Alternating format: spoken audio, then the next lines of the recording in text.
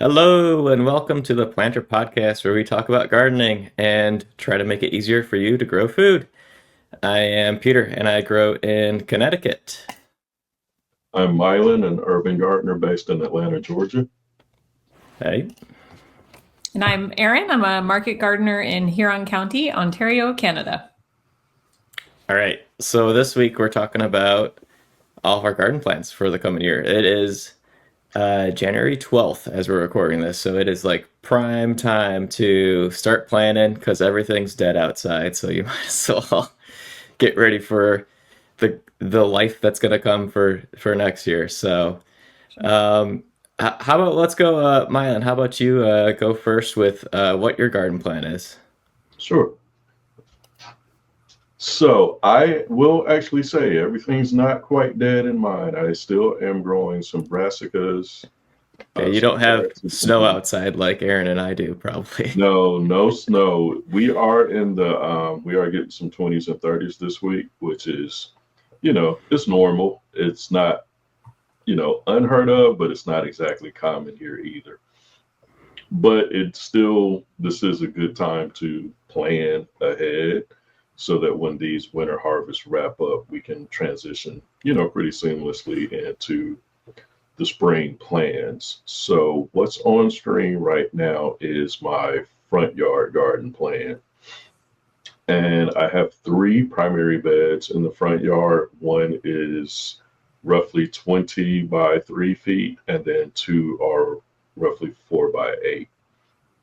The 20-foot bed is what I call my market bed because it's based off of what are some, pretty common market bed sizes. And I also kind of like to plan it out like what would be in the grocery store. So double double naming there.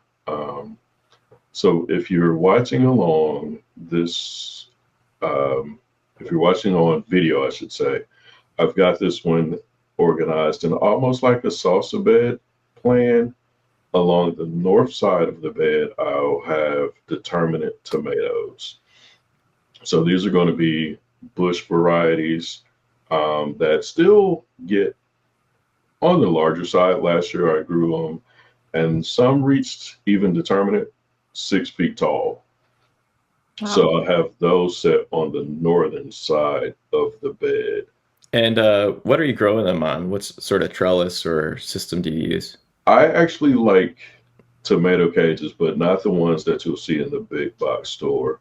There's a small company called Texas Tomato Cages where they make them by hand, and they're a heavy duty steel that actually folds. And so they're about 2 feet wide, and they're circular, and I can just pop them in place, and I can even stack extensions on top. Cool. And So that's really perfect for the determinate varieties too, where you want to let them bush out a little more. absolutely, you want them to bush. You do still want to support them because some of these are going to be some beefsteak varieties, and they get quite heavy, especially if they fruit as they should. It's not uncommon to have. I have a determinate version of the mortgage lifter tomato, and some of those get to be 2, 3 pounds. So having a heavy duty cage is a must. Um, but yeah, if you look closely, so the tomatoes take up 4 squares following the square foot planting method. And what I'm going to do is tuck in just behind them. I'm going to try to cheat and grow cilantro on that back row behind the tomatoes. My thinking there is I can get some early cilantro harvests as the tomatoes are starting to mature. And Hmm. then once they reach full height and full maturity, they will shade out somewhat the cilantro plants. And my hope is that will be enough to get some cilantro harvest in the late spring, Yeah, early summer. it should hopefully keep it from bolting Yeah, for a while at least. It'll bolt eventually. that's what I'm trying for anyway. I am haunted by the fact that salsa, to make good fresh salsa, you want tomatoes, peppers, onions, cilantro, and cilantro does not do well when the tomatoes are thriving. So I'm going to try to cheat and see if I can stretch that out. Worst case, I'll harvest a bunch and freeze some and add it to the salsa that way. Yeah, and I like how you spaced everything out. So you've got looks like green onions in between the Yep, tomatoes, and the peppers are like alternated, so they're a little offset from the tomatoes, so that they don't shade out. And then you got some flowers in there too. Looks yep. really I'm nice. going to go for snapdragons and zinnias, maybe some marigolds in that bed. I'm being way more intentional about including flowers this year, um, just to help increase the chances of pollination. Which you really don't need much pollinate, not much help from the pollinators for the tomatoes and peppers, but I just want a really healthy ecosystem. So I'm incorporating the flowers right in with the vegetables. That's something I've dabbled with, but I'm going to be, like I said, way more intentional this time. And then You on sh- you should the just get a top, beehive and put it right by your garden, like I do. so I have found out I've got a family friend that is a beekeeper. I'm not quite ready yet, but the Yeah, seed has been planted, so we'll see. I'm not really serious about that. It's definitely a money losing hobby for me so far. So Well, I mean, uh, as much as we spend on our gardens, I'm yeah, not sure that's too uncommon. but it should look really nice with all those flowers interspersed with all the veggies, and yeah, it'll look great. Yep, I'm really looking forward to that bed. And then, so the other two, the 4x8s, one more of those is going to have tomatoes. I'm going to do an indeterminate variety on that bed because that one has a greenhouse cover. And so it's got a hanging trellis system. I'll have to take pictures of that one later. But I'm going to try something very similar and do lettuce on the north side of that bed. So behind the tomatoes, see if they'll shade that. I get us some lettuce going into the warmer months as well. And similar theme, I'm going to do flowers and some eggplants on the south part of that bed. So that'll kind of be like a nice little Italian plan. And then finally, my what I call my trellis bed, because I've got trellis netting on the northern side of that bed. I'm going to let the cucumbers climb the trellis netting. And then in the front, I'm going to go carrots and beets. Nice. Um, so yeah, that's the plan. You know how it goes. You get plants, you get seeds started, and Yep, you don't plans always change. stick to the plan. Yeah, but this is my preliminary plan for that. And I'm open to ideas and suggestions if you all see anything cool or that I could change there. It looks really good. Do your carrots and beets have about the same days to maturity, do you think? That's what I'm going to shoot for. But what I've noticed is that the carrot seeds take longer to germinate and take off. Mhm. So I'm hoping that I've got by putting the beets on the southern side, that will keep the soil moist as the carrot seeds still germinate. And then the carrot greens height will be a little bit taller than the beet greens, I should say. Nice. Yeah. So then you can kind of pull them roughly around the same time. Yep. Cool. And Yeah. do you have lettuce in your back beside the peppers, or is that basil? I can't tell. For which bed? On your on your market garden style bed, right beside the peppers. Yeah, those are basil. I'm gonna do Oh, okay. basil. That one saved a lettuce leaf basil Ah, variety, so that's what you're seeing there. that makes sense. Cool. And then what are you thinking about putting in after you harvest the carrots and beets? Something warm season Uh, crop like squash or something, or that's where I've got a debate on that. I don't Mhm. want to do squash on that bed because by the time the carrots and beets get done, the squash vine borers will be here, and I Yeah. give up on growing squash really, really early. So Yeah. that I will do. I don't know, something. That's a good question. Up to the I guess the other risk too is with the cucumbers. By the time you get the cucumbers in and then the squash, the cucumber beetles will find both in the same area and they'll just kind of hop over. Yeah, the cucumber beetles are not nearly as bad as the squash vine borers. I have had some issues with them, but the cucumber plants, they're kind of short lifespan anyway. So by the time they start to kind of struggle, I just rip them out and start up some more. So And that's kind of how I've got around that. you're talking about the little cucumber bugs that are yellow and black striped, right? Yeah, yeah.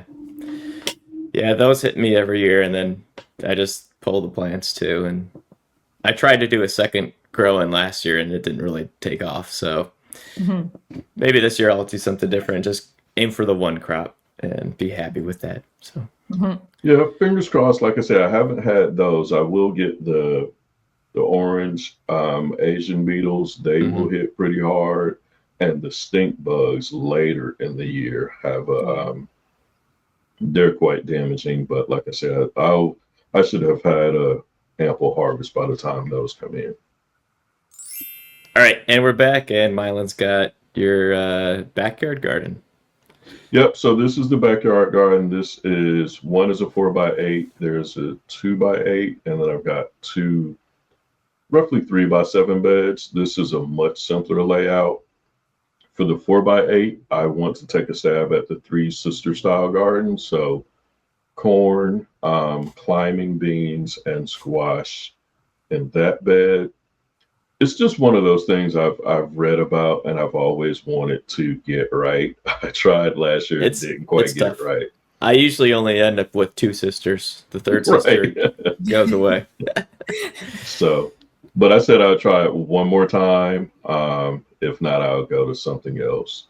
The garlic in the 2x8 bed, even though I'm calling this the spring garden, that was put in late fall of 2025. And so if you know anything about garlic, it is a slow grower. It takes a lot of time, roughly 9 to 10 months. So I'm actually leaving that in place from the existing garden. But I'm really looking forward to that. And then I'm doing monocropping in the other two beds, sweet potatoes in one and watermelon in the other.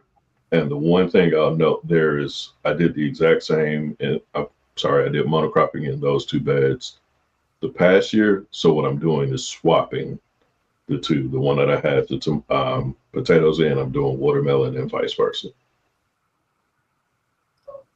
Looks great. And do you grow those on a trellis, or do you let them sprawl on the sides? I was going to ask the same thing. These are, have you seen the tall metal raised beds? They're roughly, 30 inches tall? Yeah, like waist high? Yeah, waist high. Mm-hmm. I let the vines climb down on the side.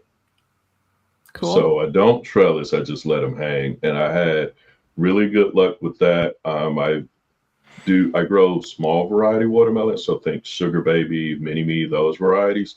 And what I try to do is just keep as much of the fruit from the plants inside the actual garden bed, and then let the vines grow over the side. I will get a few that do reach down to the ground. In that area, I have grass here, but it is actually mulched. So I'll get, anywhere from 5 to 10 that will grow at ground level. Now, is that how many sweet potatoes you actually plant? Or do you fill up the whole bed? Is it just... Yep, I did. No, I did 3 plants of each to let them, kind of fill out. And that worked really, really well. I did either 3 or 4.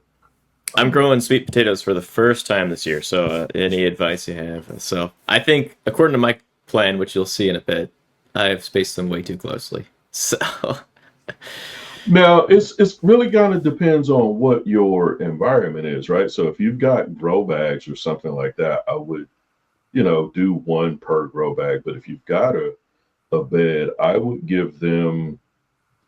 So the issue is the vines grow Mhm. really long. Like I'm gonna try to mine trellis stretch. them up a trellis, so that's hopefully I they'll think have that'd be enough really space. smart. Yeah. Now, something that I did last year, they spread. My deck is maybe 4 feet away from these garden beds, and the vines actually reached all the way up to the deck and were growing on the deck. And I actually had to come in and Wow. use a weed eater to cut those away.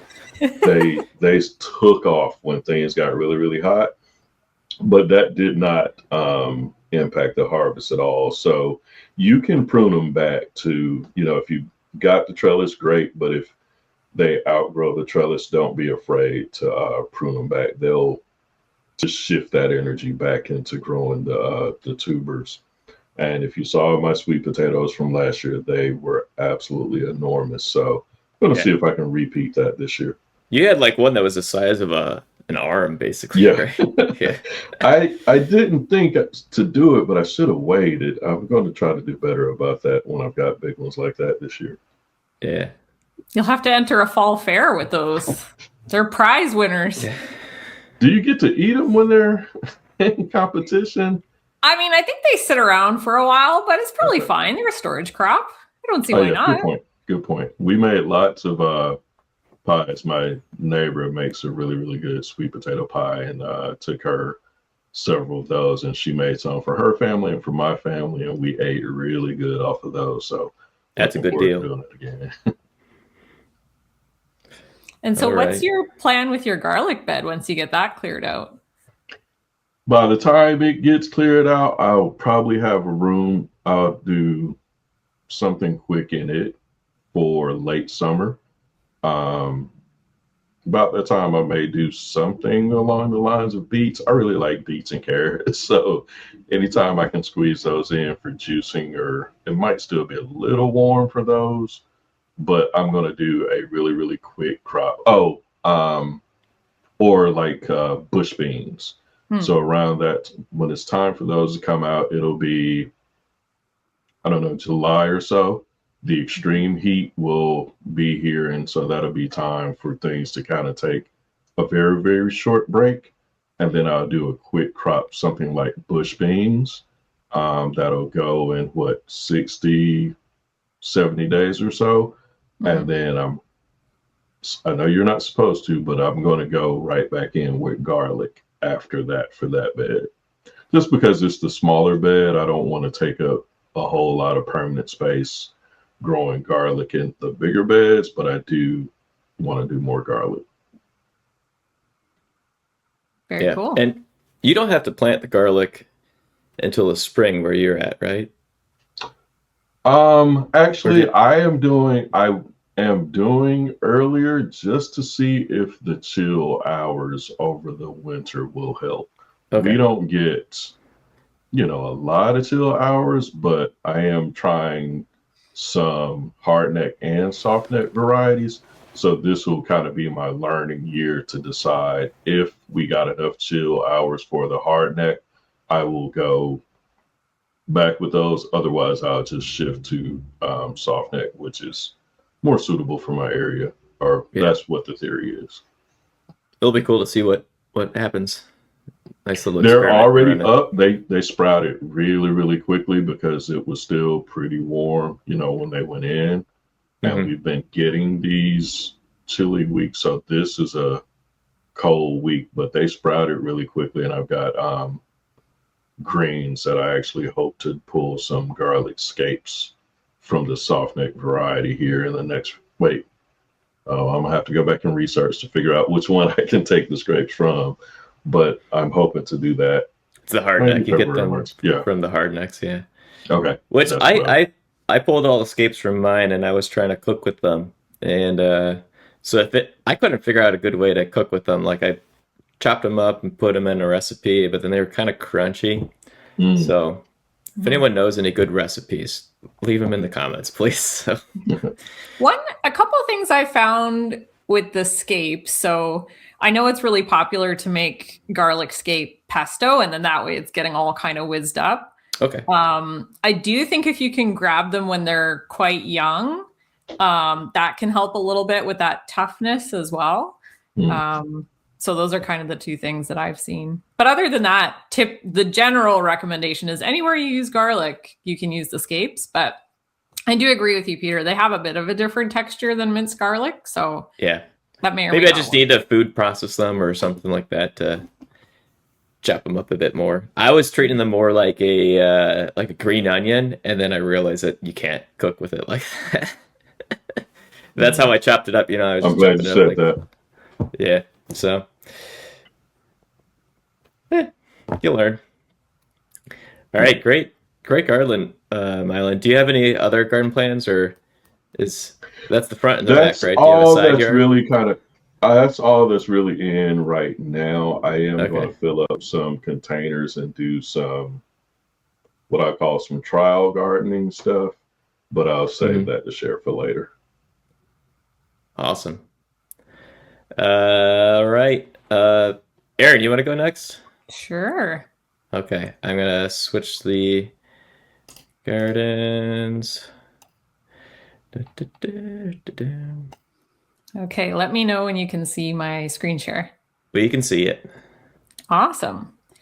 So this is my 2026 market garden plan, and as you can see, I'm pushing the limits of the large garden capabilities in Planter, and it does work pretty well. Like it can, you can see a little bit of performance shift, but it still works really well for my purposes. And I really like doing this, even though I do some of my planning in a spreadsheet because I have to do, financial forecasting and look at my last year's sales and those kind of calculations. I still really like to pull it in Planter to see the visual because every year that I do this, I always catch something that I didn't catch when I was planning it out in a spreadsheet. So last year, I think I changed the order in which I planted the beds. This year, I actually caught some beds that I had intended to combine that didn't get combined properly. So I had to actually go back into my spreadsheet and sort of rejiggle. But if I hadn't seen that visually, I might not have caught it until partway through the planting season and, going, oh, shoot. So it's very helpful to visualize.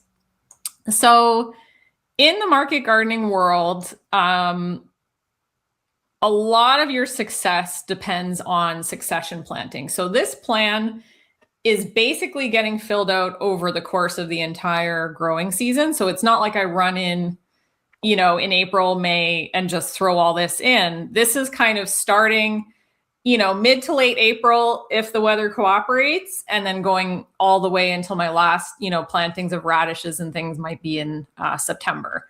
So this kind of gradually gets filled out as the weeks go by. And I'm actually starting, I'll zoom in a little bit.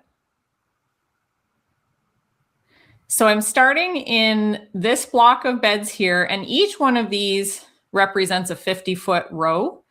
So I'm not paying particular attention to the spacings. I'm just visualizing what's going to be in each of the beds. So one of the things that I'm doing this year is I'm sort of changing my growing space a little bit. I want a little more buffer on my side and on the bottom of the garden. So I've actually changed. I've gone down from 10 beds here to 8, but then I've made it up in other places. And basically, I just start working my way through from some of the earlier plantings. So you'll see a lot of the cool season crops in here, spinach, lettuce mix, romaine, some turnips and radishes, carrots, parsley, I think this is. And then the peas. The peas aren't one of the first things I'll plant, but they still do come pretty early. So you'll start to see as this progresses, it'll shift from the cool season crops that can take a little bit of cold into the warm season crops. And how do you trellis the peas for like a 50-foot row? What do you do? So I just pound in 3 or 4 tall T-posts. Uh-huh. And then as the plants grow, I take garden twine and I attach it to the one end of the T. It's almost kind of like a Florida weave-ish. Yeah. So I attach it to the T-post. I go around the one side of the peas, attach it, go around, and then go on the other side. So you're almost enclosing them as they grow. Mm-hmm. And then you just need to do that every so often. So as the plants just are starting to flop over, but not, fully back on the ground, you have to get in there again with the garden twine and just wrap it around all the T-posts. So it just kind of keeps them, sandwiched in essentially. So, and I'm actually doing all different kinds of peas. Last year I accidentally bought a shelling pea variety when I intended to get snap peas. But the shelling peas were really popular, which kind of shocked me. So now I'm doing all three. I'm doing shelling peas. I'm doing snap peas where you can eat the pods. And I'm doing snow peas, which you can also eat the pods, but they're like the flat pods. So you can put them in stir fries and things like that. So they're really, really nice. And then shifting over here, you'll start to see a little bit more of the warm season stuff starting to poke in here. So, and again, this isn't exactly chronological, but you'll just, kind of get the idea. So you start to see some onions. So I'm doing the Ailsa Craig white onions. They're not a storage variety. They're, but I think they'll look really nice at market. They're supposed to grow pretty decent size onions. And we like white onions for making salsa and things like that. We've got some basil, again, more iterations of radishes and turnips. One of my goals this year is to just plant more successions. Like last year, I definitely found I had some peaks and valleys with certain crops, especially the really fast growing crops like radishes. So I'm trying to do less, but more often. And that's actually how I ended up combining the radishes with these. These are actually going to be Hakurei salad turnips. So they're, I think, roughly 45 days to maturity, give or take. So a little longer than the radishes, but still close enough that they can go share a bed space. And that way I don't have an entire bed of radishes or an entire bed of turnips that, I might harvest half from and then the rest goes to flower.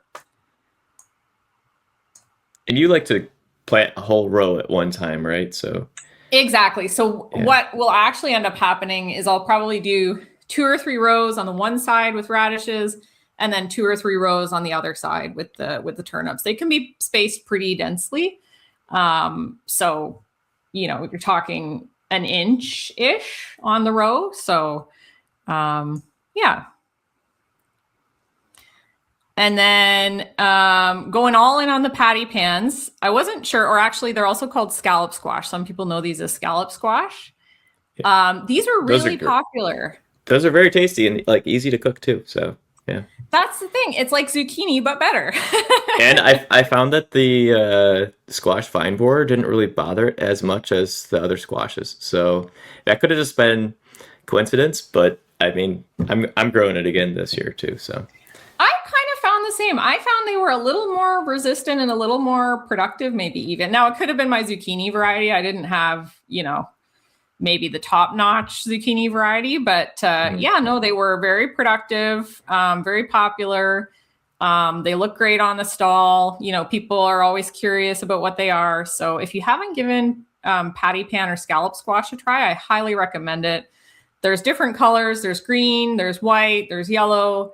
So yeah, they're a pretty neat crop. And anything you can do with zucchini, you can do with the patty pans. And then in terms of tomatoes, so I'm going to try a variety this year called Prudence Purple. It's actually more pinky than purple, but it's an heirloom type, but it's supposed to still have good performance. So we'll see how that does. Heirlooms can be a little bit iffy in the field sometimes. They can be a little more prone to disease and that sort of thing. Mm-hmm. And I don't graft my tomatoes. So a lot of market gardeners actually graft tomato tops onto a hardy rootstock to make sure that the plant is more disease resistant, more vigorous. So we'll see. I might not get maximum yield out of this, but I do like to have, a nice heirloom tomato to offer.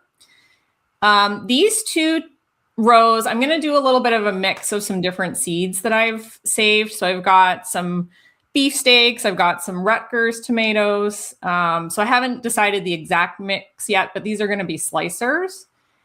It hurts my heart a little bit. I decided to drop Roma tomatoes this year. I think I might have mentioned that in the last podcast. I can't remember, but it just wasn't making sense from the market perspective. I'll still grow some for us because we have to have Romas, but it didn't. People really want kind of like bulk deals when it comes to the Roma tomatoes, so it just didn't really make sense.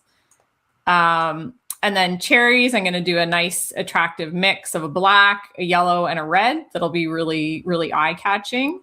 Oh, yeah. Bell peppers, I'm going to finally try King of the North, which I'm super excited about. I haven't tried them yet. They're supposed to be great for northern climates. So fingers crossed that they perform well. Then we've got our hot pepper bed. So some jalapenos, some serranos.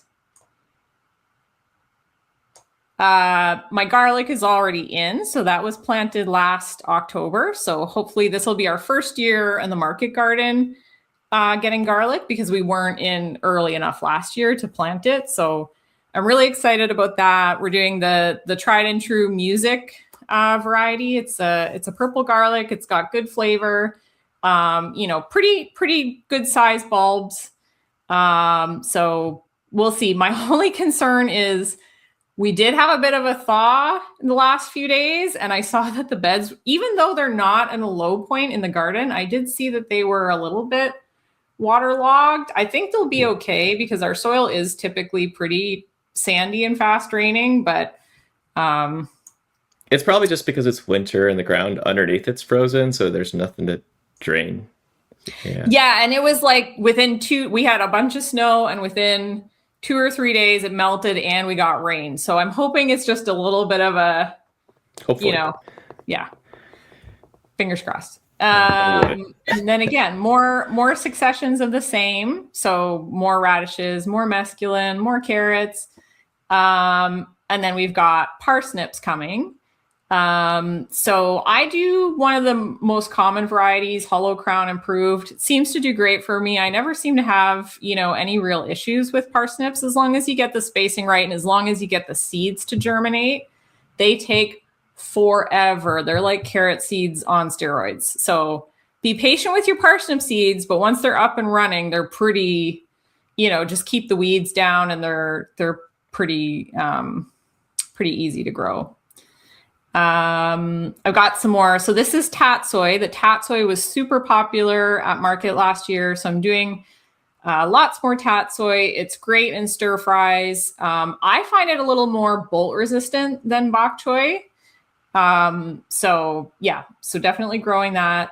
I didn't put the trellis here, but this is going to be the second succession of cucumbers.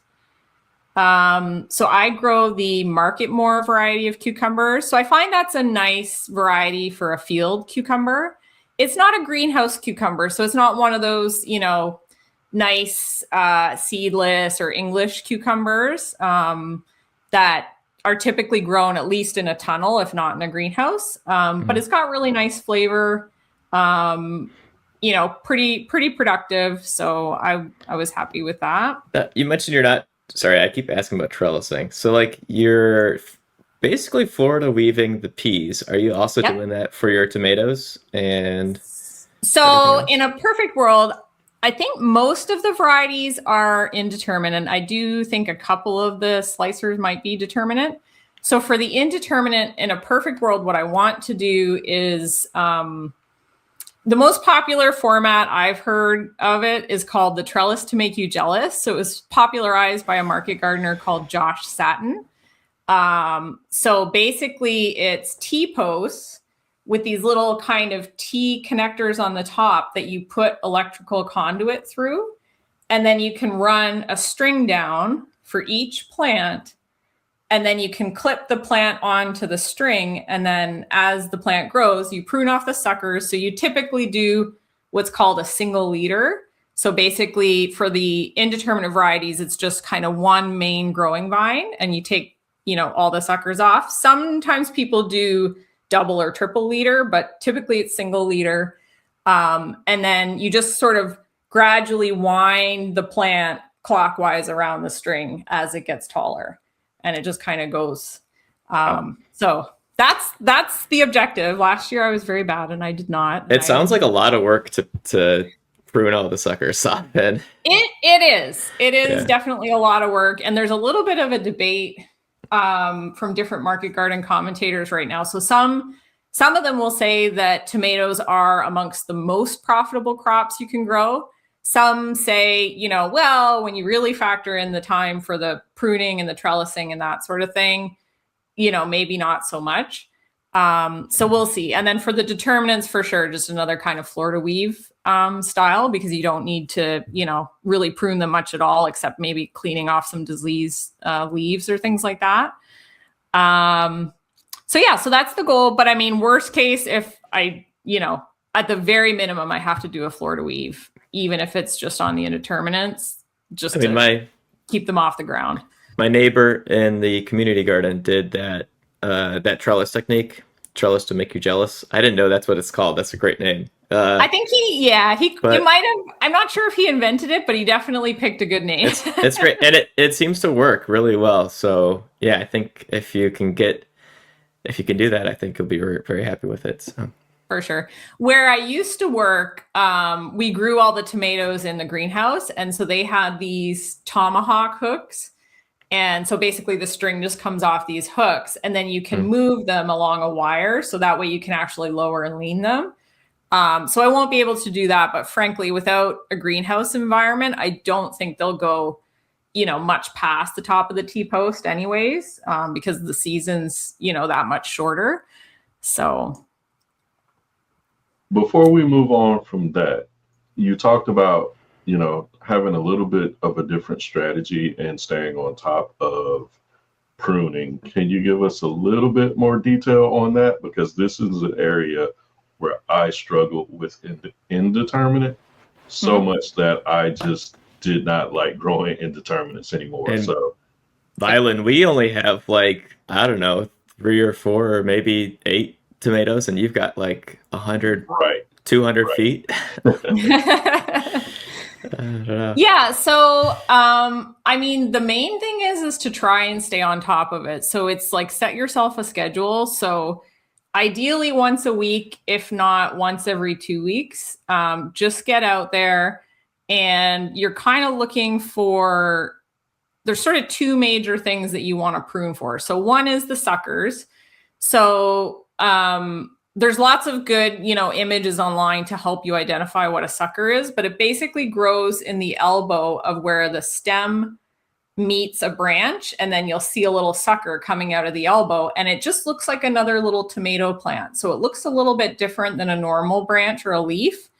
So you want to just kind of either cut those off cleanly with snips. You can snap them off. Sometimes you might rip the skin, which is not ideal. So to be safe, cut them off with some clean snips. And it's just trying to stay on top of it, because the problem is as the suckers get really large, they've taken a lot of energy from the plant, and sometimes they even start producing flowers and fruit. So then it's kind of okay, do I really want to cut off, another fruiting stem at that point? So get them when they're small. That's the thing to help the plant, put more of its energy into the main growing stem and into the fruit that's on there. Thanks. That helps. That's exactly what I ran into. I had some that I didn't snip in time. They started producing, and I was like, oh, I want those tomatoes. But I feel like had I went ahead and snipped those, then I would have had a much stronger, healthier plant overall. Yeah. Oh, and I should have also said the other thing you're looking for when you're pruning is at some point you can start pruning up the bottom leaves. You don't want to do that when the plant is super young and small, but as the plant grows, you want to get those bottom leaves up off the soil, so the air flows around the plant. They're not doing anything at that point anyways, usually, because they're getting shaded out by the uppermost leaves. And they are susceptible to disease. So if you see, the bottom leaves getting a little bit yellow or spotty, or even before that happens, as the plant grows, you want to start snipping off the bottom leaves. You don't want to go too crazy. You don't want to shock the plant and, slow it down, but just, again, when you're out there every week, every other week, do your suckering and then do your, just clean up the bottom leaves just a little bit so that there's nice airflow around the bottom of the plant. But I'm like you, Mylan. If I let it go too long and it seems like half the plant is suckered and it's producing, it's like, okay, you know what? I might get smaller tomatoes. I might get some disease pressure earlier, but at this point it's put so much energy into those flowers. I don't want to, rip that all off. I'm sorry. I was just going to say that is what I did. I did get fruit, but later in the season, they got so bushy that airflow became a problem, and the pest pressure really ramped up later in the year. So that's where I want to be way more disciplined and staying on top of it, because there's this trade-off, just like what you said. You'll get more fruit, but then more problems later. So, we're, especially for home gardeners, we don't have a lot of time. Market gardeners, you're working. It's just taking those few minutes early on to save you a lot more time on the back end. 100%. Yeah, I was just wondering what the spacing is for these rows of tomatoes. Are you putting them like 1 foot each or 18 inches or? So it's a single row down a 30-inch bed. Okay. So one row down the middle, and it's about 2 feet apart. 2 feet. Okay. Yeah. The cherry tomatoes, you can actually go down to like 13 inches apart. They don't need quite as much space as the bigger slicers. But yeah, for the slicers, at least 24 inches apart. Cool. And then, last row, again, mostly repetition. Got some nice butternut squash here. I'm just going classic with the winter squash. Last year I got a little experimental, but I think a classic butternut will be really popular. And then got to have the tomatillos. So that's in there as well. So that's essentially it in a nutshell. I'm still debating about some experimental things. So we'll see where that goes. But this is the core of the plan for 2026. I noticed no like pumpkins or watermelon. Have you ever thought about doing that? Like having a pumpkin patch? Or I have. So typically winter squash and pumpkins and things like that.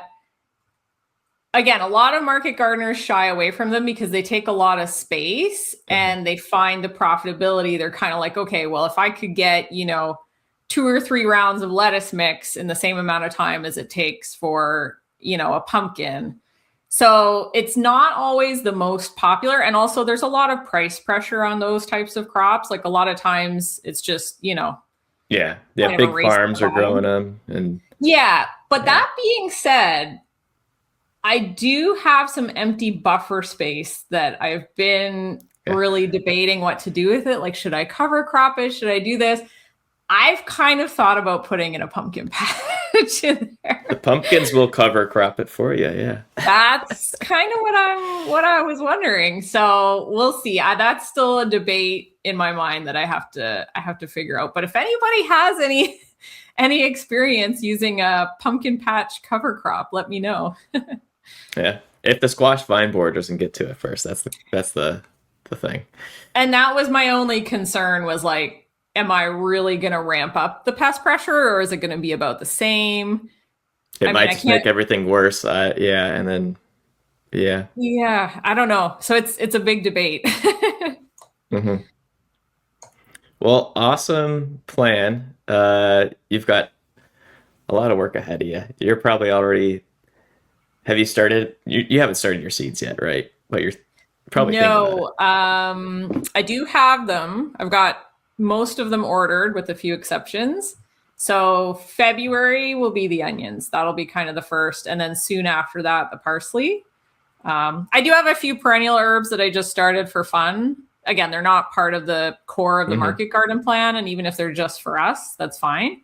So I'm still going to have to find a home for those. It's not going to be in the main field. It might be, somewhere in our yard in a contained space so they don't take over.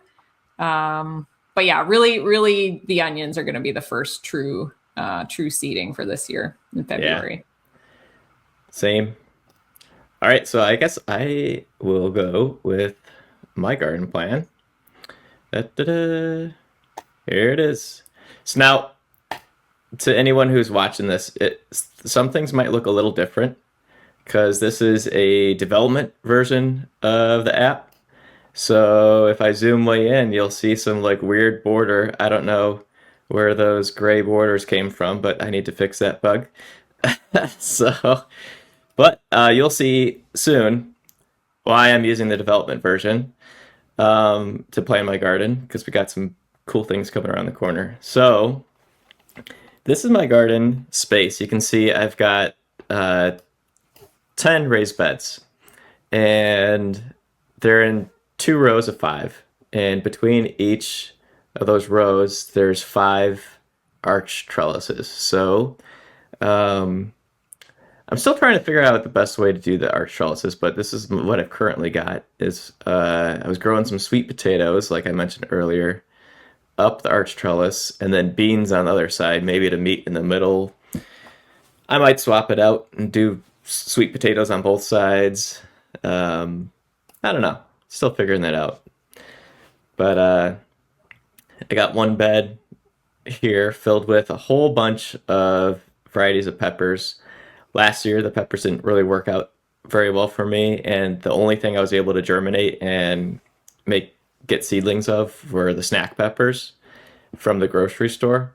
So they tasted great, so I'm growing them again, but I'm hoping that I can actually grow all these other types that I have a whole bunch of seeds of. So I got all my seeds right here next to me. I just added them in the seed box in Planter so I could make my garden plan.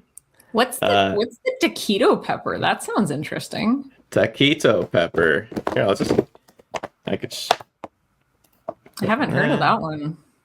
Taquito. Wait, no, I clicked on the wrong one. Here we go, taquito. Medium heat upright peppers ripen to... Oh, these are like really tiny peppers. Oh, cool. Which actually, in hindsight, I actually bought these for my Aero garden. I did not actually want to grow this in my garden. But maybe I could stick some like in the green stalks now that I'm thinking about it. I think I meant to actually add the other one that was the thing that I don't know how to pronounce. The TXORIX0. I don't know. Oh, wow. Which is, to anyone watching, I don't know, but it looks tasty. So, see, this is the reminder. We're gonna have to put out a warning for this episode because you are going to think your plan is already ready and you know what you want to grow, and then Peter shows something like that absolutely has to go in my garden, and I've got no room for it. But I have to try that. I have a problem, and that's like, why do I have this many, and then there's more? And then last year, I started all these pepper seeds, and then none of them worked. So, but then I bought more this year, of course, because I don't learn. But hey. Well, see, at least you put yours in your plan. I just have all mine like percolating in my head. Like I have no idea where or how or when or if. Yep. So that's what I've learned. We actually have 2 very distinct hobbies. One hobby is growing the plants, and the other hobby is collecting the seeds. Mm-hmm. I collect a lot of seeds. Peter, what you just showed isn't bad. I've got a full storage tote. Well, this is just my peppers, but do you have more peppers than me? I got 1, 2. Oh, yeah. 4, 5, I have 2 gallon size. I got 15 bags. Varieties of peppers. Yeah, I think I have 15 hot and probably 15 sweet. So mine are actually divided between those. And the taquitos, I recognize those because these are growing right behind me indoors. So All right. that's the Oh, kitchen mini cool. that I'm already growing inside. We're gonna rename this podcast the self-help group for gardeners.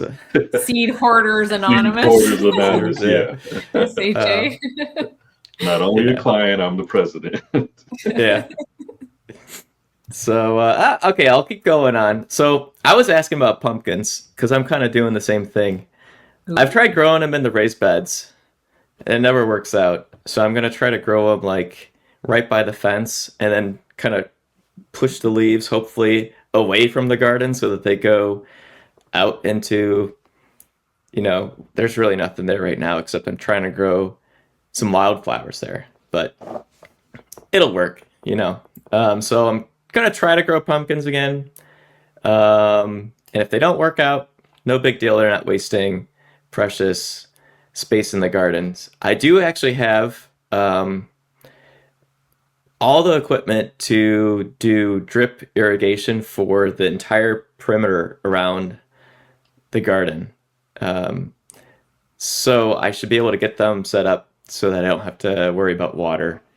And then up here, I'm going to try to grow watermelon, something else that I have had terrible luck with, but we'll see. Maybe it'll work. So, yeah. And right now, I actually have a bunch of spring bulbs planted under the mulch where the watermelon will grow. And they'll be finishing up right when I need to start transplanting those in. So, or maybe I'll just put the seeds in. Maybe I won't transplant. Maybe that's my problem. So, if anyone has any tips for someone in like New England growing pumpkins or watermelon, please let me know in the comments. I have not had very good luck, especially because of the squash vine borer. So, all right, sorry, moving on.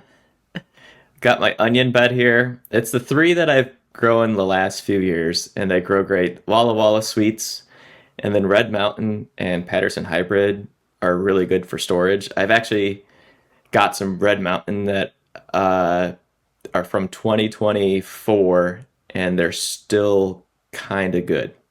Wow. So, but they're gonna go real soon. But that shows you how long they last. So, and then here I've got a bed full of my tomatoes, and underneath the tomatoes, I do like a if you ever seen Gardner Scott's channel, I do like a A-frame cattle panel that's bent, and then I hang the tomatoes on tomato twine from that. And I'm gonna try to grow some lettuce in the middle before the tomatoes really take off. Hopefully, I can get a few harvests out of that. And then I'm simplifying my tomatillos this year. I'm only gonna grow one type because I tried this yellow Amarillo and a purple one, and then this other one. This is like a plum-shaped one, and I found that I just like the taste of the green ones better, and they grow bigger and better, and so I'm just gonna do that. So no need for anything fancy, and I'm gonna try to grow this eggplant, which is a Japanese variety that I don't know if I could get a bigger picture than that, but it's kind of like a long version of it, kind of shaped like a carrot, you know. Mm-hmm. So hopefully that'll work. That's another thing that I have trouble with growing usually. So They need a long, hot season. yeah, and I just had trouble getting them. Like I have no problem with tomatoes, but getting a eggplant seedling up to a good size so I can transplant it, I have so much problems with that. Usually it'll fizzle out and just stagnate, and then when I put it out in the garden, it's just doesn't do much. So yeah, we'll see. It might be the same problem I have with peppers actually. So I think I probably put too much care into them. I'm just gonna try to chuck some seeds in some pots and not try to overwater them. That's probably the problem. Mhm. I would And what also about say look into heat mats for your peppers and your eggplants. Warmth in the beginning is really, really important. Hmm. Um, they like it, what, 75 and up to Yeah. really, really take off and thrive. And then just what you said, as you're watering the seedlings, is super important that you're not over watering and that when you do water, I hate mentioning gardening hacks, but this one is worth it. When you water, add water to your container and let that sit maybe overnight. If you're in like an indoor grow space like what I'm in, let Hmm. the water come to room temperature so that you're not using cold water out of the faucet. I've seen a tremendous difference in the water temperature being room temperature 70 degrees Oh, plus. That cold water is not shocking the young peppers, eggplants. And I know it sounds crazy, but I've seen tremendous growth. That's something I've actually, a recent development that I've been watching with my indoor crops. that's a Um, good tip. I've never thought about that, but yeah, like my seed starting station's in the basement. The water down there really cold. mhm. Mhm. Um, yeah, I'll try that. So take something like a gallon, size jug, one of the heavier Hmm. duty like water jugs, fill that up and keep that, kind of upstairs where it's warmer, right? And then take that water downstairs, or maybe even, when you're filling it up, do not hot water, right? But warmer water, and use that to water the plants, and that will raise the soil temp up to the range that they're most comfortable in. Yeah. That's really smart because if you think about how often you're watering, especially when they're small, like, daily, if not more often, it's like they're getting that shock so many times. So yeah, Every that's single time. genius. Yep. Mhm. Hmm. That's a good idea. Um, so yeah, moving on with this garden is empty. So I got two kids. So I've told them that they can have their own gardening space. So I think it's great to teach kids to garden when they're young. So hopefully they take to it. I'm gonna divide it down the middle so each of them has what is it, 16 garden squares to grow whatever they want. So we'll see how that turns out. It'll be a fun experiment. Um, I gave them one of the better beds. This is one of the beds that gets a decent amount of sunlight. So, there's really no limit to what they could grow. Um, and then this bed here is kind of like my miscellaneous bed that I'm still working with. It's like a few extra tomatoes, maybe a few more tomatillos. I might try growing okra. Haven't had good luck with that in the past either. And ground cherries also haven't had great luck with those, but I might give it another shot. So, And also now um, keep in mind, this is going to be your only your second season growing in these new beds.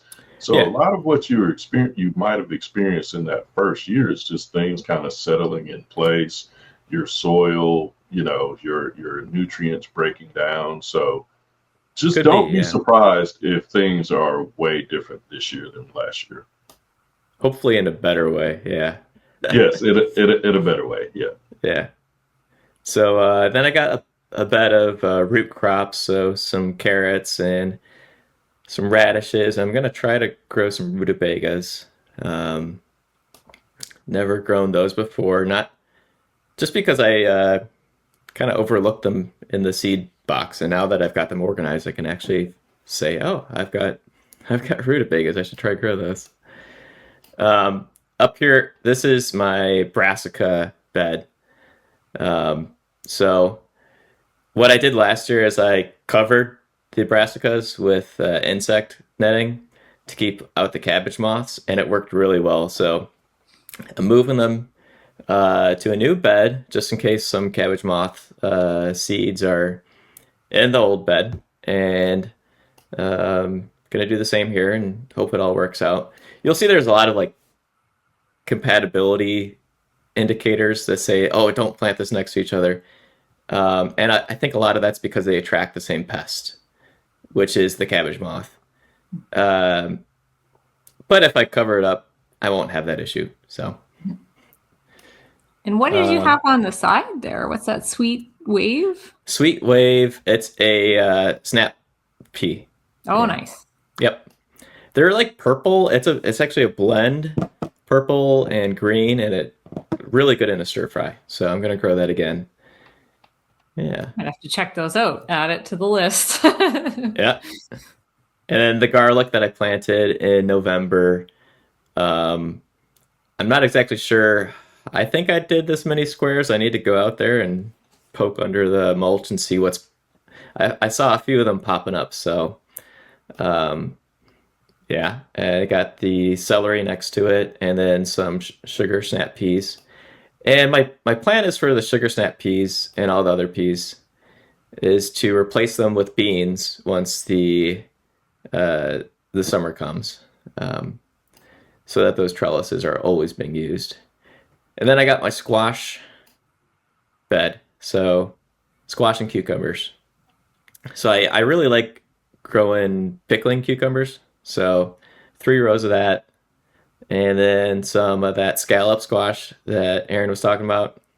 And zucchini and yellow squash, they're okay, but I'm usually fine with 1 plant's worth of harvest, and then even that might be too much to eat. So just grow the 2 plants. So yeah, and then one more thing. These blue boxes represent the green stalks that I have in the garden. So here is the cool new thing that we got. Is support for garden towers, like a green stalk. So, and this is not in the app yet. This is coming soon. Hopefully within like a month or so. It's part of a big rewrite of the garden so that we have all these custom shapes. I'll just show you a few of them. So we got the regular rectangle, we got a rounded rectangle, we got an oval, we got a circle, and then the towers. So a lot of cool stuff coming. Please be patient because it's a lot. And I just want to make sure it's right. So that's why I'm not rushing releasing the code. So that's anyway, huge enhancement for sure. Yeah. And I didn't mention that with the rectangular gardens comes better performance so that Aaron should be able to map out every single plant if she really wanted to. Although I think you'd still probably be better off just approximating it. Because otherwise that'd be a lot of dragging around the 50 feet rows. I'll definitely make use of it. Okay. But yeah, so I've got the 2 green stalks. This is the one that's like up the hill closest to the gate. I'm just gonna grow some greens that do well in the shade, some lettuce, some chard. Yeah, that's about it. Bok choy. I love bok choy. Do you have, is that wasabi or a wasabi turnip? That is a wasabi turnip that I got. I saw it in the Baker Creek catalog. I couldn't help myself. That's pretty cool. So it's a Japanese wasabi. So it's not true wasabi, but it's a turnip that I think they use to make all the wasabi that normal people like us buy. That's not like crazy expensive. The crazy expensive stuff is true wasabi, which is way harder to grow. Yeah. And then in the other green stalk, this is my herb green stalk. So I've got cilantro, a whole another layer of cilantro, some borage, and you'll see there's a few bugs here that I still need to work out. So like the icon's half cut off, but that's why I'm not releasing this yet. Some basil, and then a whole bunch of dill at the top because it really shoots up. So yeah, that's the garden plan for me. And I'm gonna stop. So we're gonna put you on the spot. If this episode goes crazy and we get but let's say like 1,000 likes on that, we can go ahead and get this rolled out in like 2 weeks, right? No pressure, Peter. Come on. Yeah. Okay. Yeah. Smash that like button. We'll see. No, the new features look amazing. I did want to ask you to go back and do one more thing if you didn't kill your screen share yet. I did not. In the existing plan, would you just show users really quickly how easy it is to do the trellis in your garden plan? Because that's something that I really, really love about this app, is how you can customize even small details like that in your garden. Yeah, so I'll remove it first. So I just like clicked and held for a little bit. So I'm gonna get rid of all the garden backgrounds. Oop, I got rid of the wrong ones. Oh geez. Actually, let me just I put you on the spot. That's my bad. I just let me click undo. That's why there's an undo button. Yeah. All right, trying again. All right, so I'm just gonna get rid of the trellis. So then you see it's gone. And that's a new feature I added recently. You can like just get rid of one thing. And then you can add a trellis just like that. And if your trellis isn't up and down, if it goes side to side, left to right, you can rotate it. Mine is up and down, so I'm just going to keep it like this. And there you go. There's the trellis. That's exactly what I wanted to highlight. I love that feature and being able to really, really nail the design of your garden. Yeah. And just to caveat, the custom backgrounds and foregrounds are a Planter Premium feature. So if you're not seeing those in your version, maybe just check it out. And there's subscription pricing and there's lifetime pricing. So, hopefully you find that of value. Yep. And I think we went a little bit over time this week, but I think it was great. We got a lot of cool things coming once the weather warms up. I'm excited to see Mylan and Aaron. I'm excited to see both your gardens. Definitely want to see some pictures. I'll see. Well, Mylan, you're all over Instagram, and we'll definitely see that. But Aaron, definitely please share some. Oh, 100%. Yep. Yeah. All right, and I think that wraps it up. So please like, share, subscribe. If you have a question for us, please email us at question@planter.garden, or just ask us on social or in the comments, and we'll be sure to answer it on the next episode. All right. Thank you very much. Bye.